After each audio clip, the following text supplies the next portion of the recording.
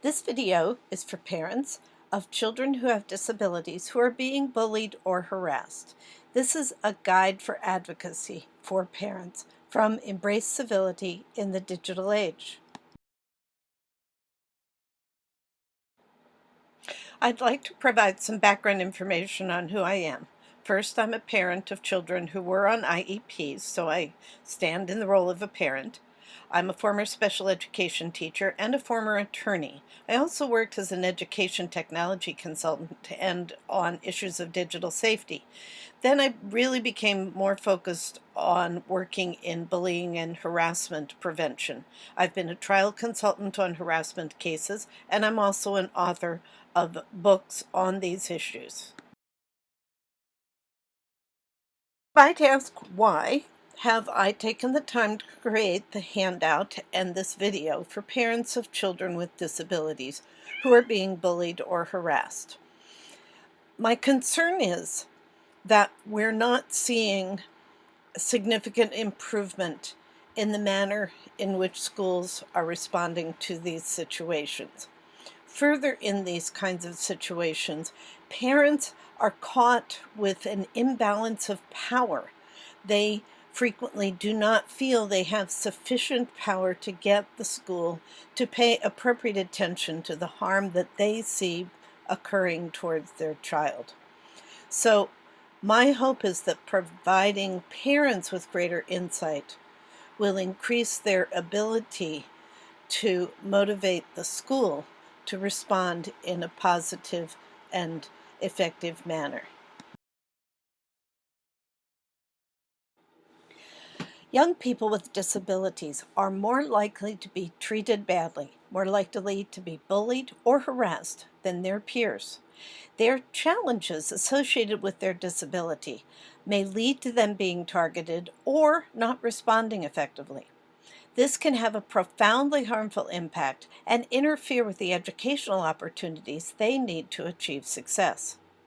It's important to understand that bullying or harassment is a form of trauma that can have long-lasting harmful impact.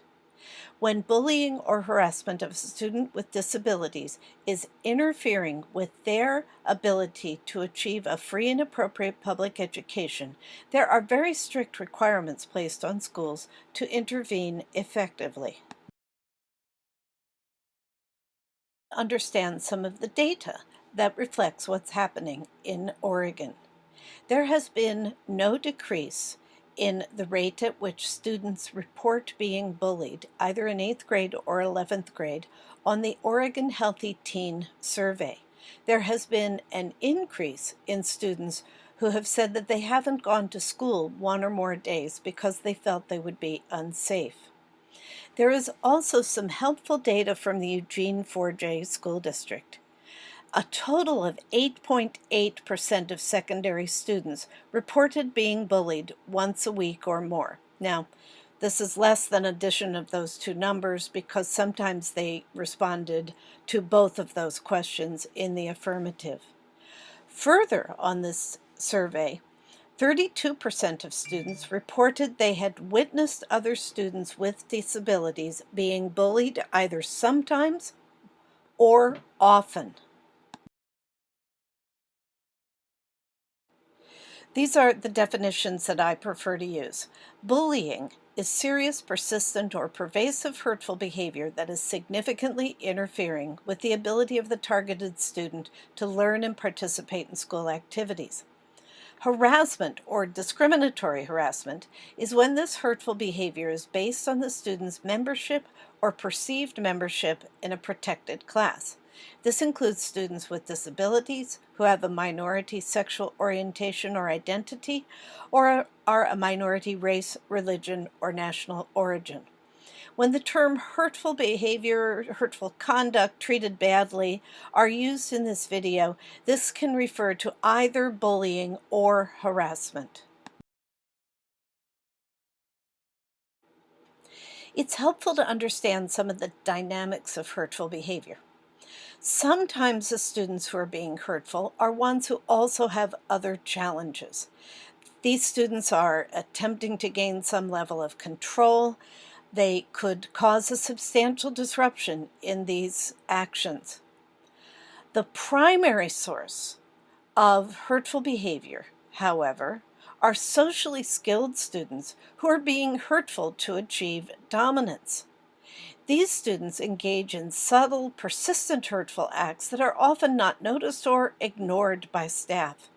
These students are considered to be leaders in the school, and they are unlikely to ever receive discipline because they are not considered to be problem students. There are also students who engage in impulsive hurtful acts or retaliation, and unfortunately, retaliation is supported by our society. We also have to pay attention to concerns of school staff who are hurtful. School staff who denigrate or exclude students, especially those with disabilities, are causing profound harm as well as modeling this kind of hurtful conduct for other students. It's also helpful to understand the concept of rationalizations. People often rationalize to excuse wrongful behavior, so students may rationalize to excuse their wrongful behavior. It was just a joke. Someone else started it. She's overreacting. He deserved it. It's also important to understand that staff may create rationalizations to excuse their lack of intervention. It was just a joke. Your child should realize that they were just joking. It's not my responsibility to respond because this is not bullying, or it's off campus, not my job. Your child is just overreacting. If your child would just stop, fill in the blank, then this wouldn't be happening. Your child is entitled to protections against bullying or harassment under federal civil rights laws. Section 504 of the Rehabilitation Act protects all students with disabilities, including those on IEPs, against discriminatory harassment or bullying on any basis. Under this law, a hostile environment is considered to be present when hurtful conduct is serious, persistent, or pervasive and interferes with a student's ability to learn or participate. If the school knows or should know of these concerns, that is, has indicators that this might be happening, the school must investigate. If a hostile environment does exist, the school must take prompt and effective steps reasonably calculated to stop the harassment, prevent it from recurring, remedy the harm to the target, and correct the hostile environment. Further, the school must do this within the context of an IEP or 504 team meeting, and this should be included within the IEP or team or 504 plan. Unfortunately, there is some confusion that is grounded in Oregon's bullying prevention statute. If your school responds solely based on Oregon's bullying statute, these federal civil rights protections will not be provided to your child. Oregon does have a discrimination statute, 659-850, and the Oregon Department of Education enforces this statute in accord with federal civil rights regulations. However, Oregon also has a bullying prevention statute, 339-351, that requires a district policy to discipline students who engage in serious acts of harm against other students. At the same time, schools are under huge pressure not to discipline students. Unfortunately, this statute uses the term harassment and also refers to protected class students. Many school leaders appear to think that the Oregon bullying statute also addresses civil rights violations, and the only thing they have to do is discipline a student who is engaged in hurtful conduct. This statute does not address the protections your child is entitled to. So let's look closely at these differences. First question, who's protected? Under civil rights law, students who are in a protected class, that's students with disabilities based on race or ethnic origin or religion or a sexual minority orientation or identity. Oregon's bullying statute applies to all students. When must schools respond? Under civil rights law, if there's a serious, persistent, or pervasive hurtful conduct has created a hostile environment interfering with student learning. The bullying statute refers only to a serious act that involves physical harm, threat or harm, or interferes with the psychological well-being and also interferes with learning. When must schools investigate? Under civil rights law, schools must investigate if they know or should know that a hostile environment might exist.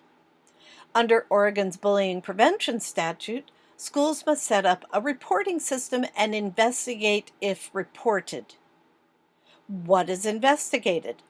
Under civil rights law, the investigation must focus on whether a hostile environment exists.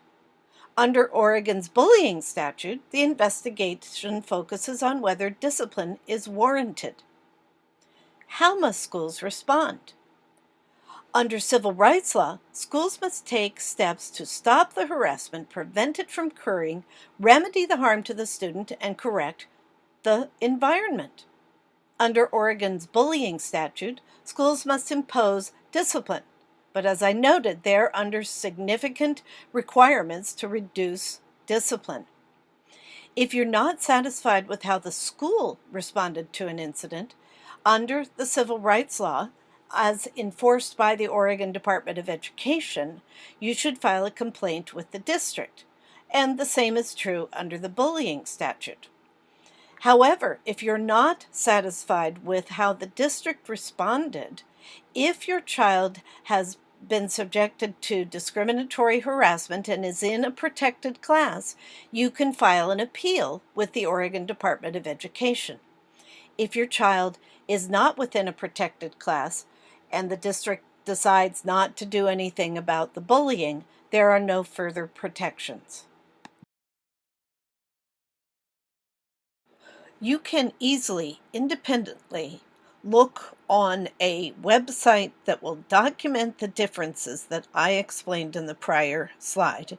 Go to the stopbullying.gov website, look for laws and policies, or do a search for Oregon anti-bullying laws and policies. Note the response to question 5 on the page that comes up. Note that it indicates that when bullying may be a civil rights violation, there are additional obligations of the school. Click on that link and you will see that the obligations that I have outlined are present and that these obligations go significantly beyond the requirements of the Oregon anti-bullying statute.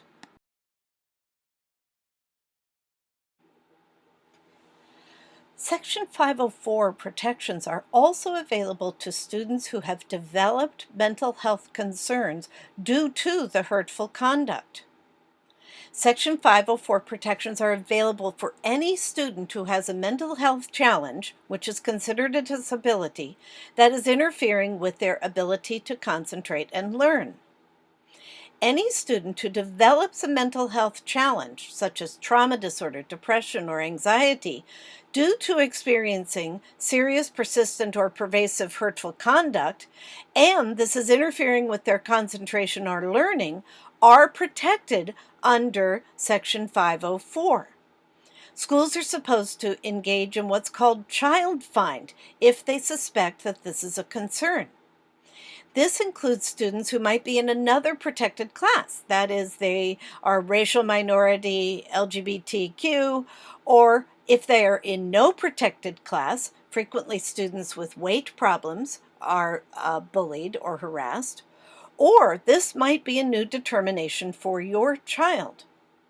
Because schools must respond to situations that are in violation of Section 504 within a 504 or IEP meeting, rather than a principal decision, it is preferable for any student who is experiencing a hostile environment to be screened for mental health concerns to seek a more proactive, positive resolution to this situation. It is necessary that you create and keep effective documentation to handle this kind of situation. There is a more extended discussion of what you should keep in the document that goes along with this video, and an even more extensive document on my website. Keep all communications with the school and go back and find communications in the past. If you have an in-person conversation with a staff member, document what happened in a follow-up email. Describe how your child is being treated badly by other students while at school or involved in school activities. Describe how any staff member has responded to incidents that they witnessed or reported to them and how effective this was. Describe how your child has been treated badly by other students when using digital media. Describe any situation where a school staff member has been hurtful to your child, denigrated your child, excluded your child. Describe what has happened upon any reports of concern to the school by your child or you. Describe in detail the emotional harmful impact on your child and how your child has been unable to concentrate, learn, and or participate in school activities. Describe how aspects of the school environment may be reinforcing the way your child is being treated. And also describe and admit to any incidents where your child responded badly because how they were being treated. Get a letter backing your concern from your pediatrician or mental health professional. This complaint approach is recommended with the hope that this will achieve the best possible response in the shortest possible manner. So, level 1, I suggest providing the documentation to your school. State, my child is being bullied and harassed, and this is interfering with my child's ability to learn and participate at school. It is my understanding this is a violation of Section 504. I request that an appropriate investigation be conducted and that a plan of action be developed to address the concerns in a 504 or IEP meeting. If the school does not immediately respond in an effective manner to do so, then obtain a complaint form from the district. Provide your documentation and make a similar statement to the district. Add that the principal has refused to follow the Section 504 requirements. If the response of the district does not immediately result in directions to the school that they should conduct an appropriate investigation or evaluation and address the situation in a 504 or IEP meeting, request that the district waive its complaint process.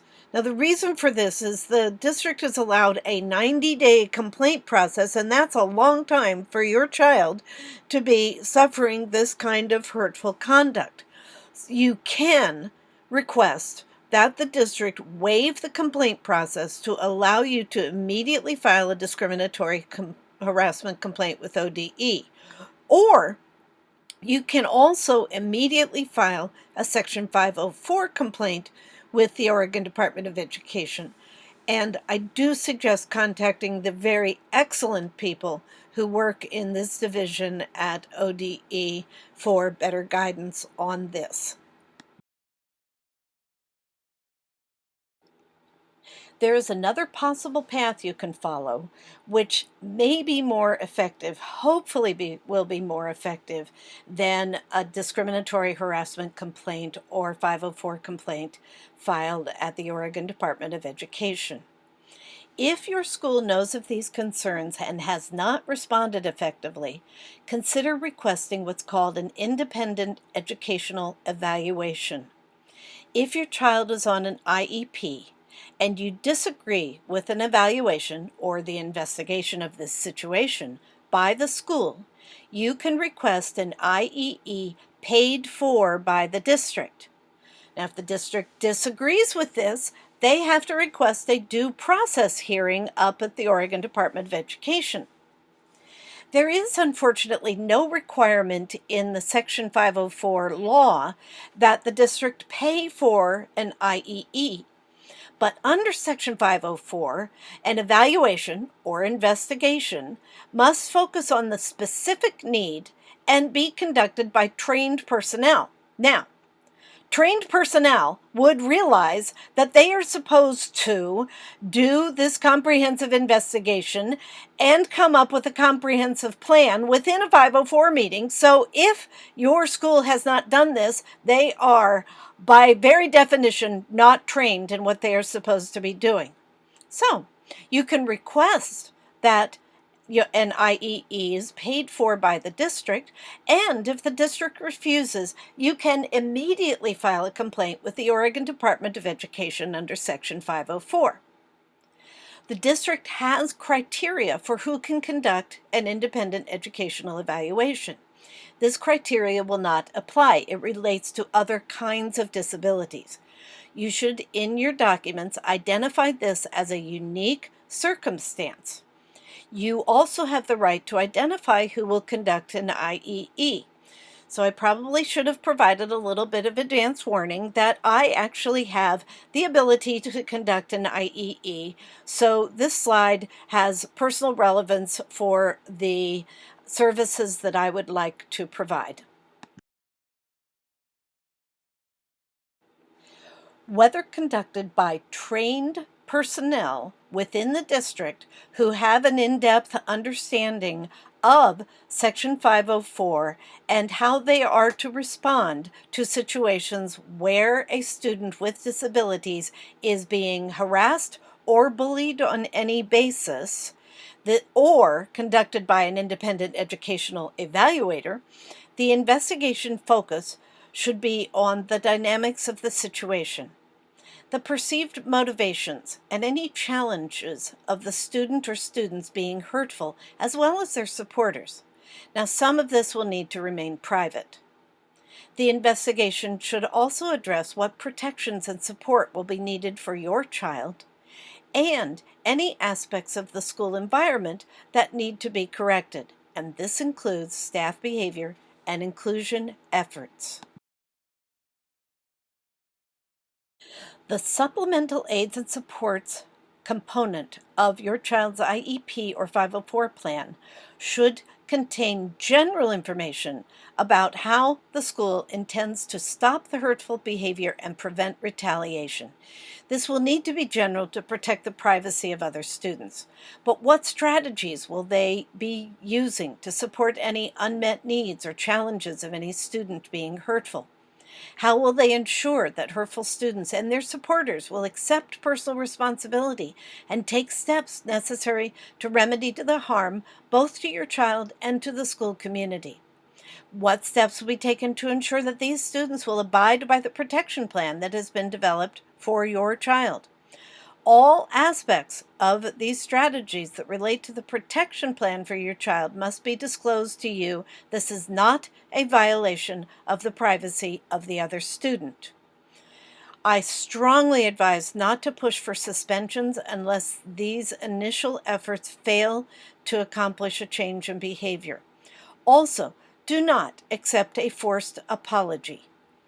The hurtful child's apology must be genuine, acknowledge their wrongdoing, be in writing, make a commitment to avoid hurtful behavior in the future, and be acknowledged by the student's parents. Further, any changes in schedule or activities that must be made should be made by the hurtful student or students, not your child. Within the section in your child's IEP plan or 504 plan, under supplemental aids and supports, a protection plan should be developed to ensure the safety and emotional well-being of your child within the school building and grounds, going to and from school, and in relation to classes and school activities. There may be a no contact order. This should include specific steps for your child to follow if hurtful conduct happens, and this information should be conveyed to all necessary staff members. This plan should also include a resiliency plan for your child. I'll discuss this in the next slide. And an academic remedy plan if the hostile environment has interfered with your child's learning. If your child has social relationship challenges, their IEP or 504 may also include some functional behavior objectives that will help them improve their abilities to maintain social relationships. This must include an instructional strategy that ensures that attention is paid to this and must be done in a manner that does not make your child feel blame. Functional behavior objectives related to social relationship challenges should not simply be compliance with adults. These objectives must also recognize that your child has experienced trauma. If your child is older and has sufficient capabilities, your child should be fully involved in the development of this plan. Also included in the supplemental aids and supports of your child's IEP or 504 plan should be how the school will be seeking to correct the hostile environment and the broader efforts that may be implemented school-wide.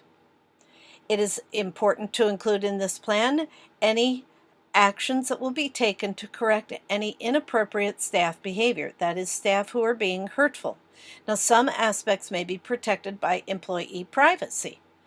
This should include what your child should do if there's any further inappropriate, hurtful staff behavior.